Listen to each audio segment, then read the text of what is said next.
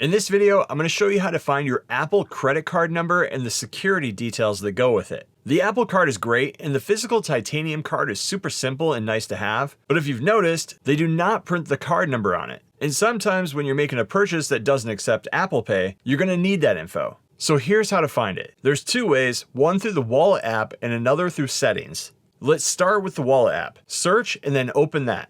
Inside of here at the top, you'll see a list of all the cards that you have attached to your Apple Pay account. Find the Apple Card that looks like this and then choose it. Here you'll then have all of your balance details, transactions, and payments. At the top, they now have a card number icon here. Tap that.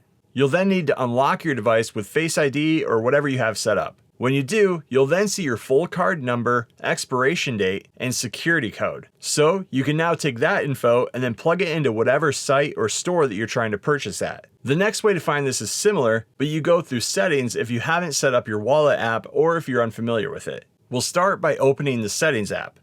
Next, scroll down and then choose Wallet and Apple Pay. Now inside of this menu, find and select Apple Card. You'll then see card information inside of here. Choose that. Again, unlock your device with Face ID or whatever you have set up, and you'll then see all of your card details, including the number, expiration date, and security code. If you want to step up your card security, you can also turn on Advanced Fraud Protection here. This will automatically refresh your card's security code periodically, which will help in keeping your virtual card safe. And that's how you find your Apple Card number, expiration date, and security code.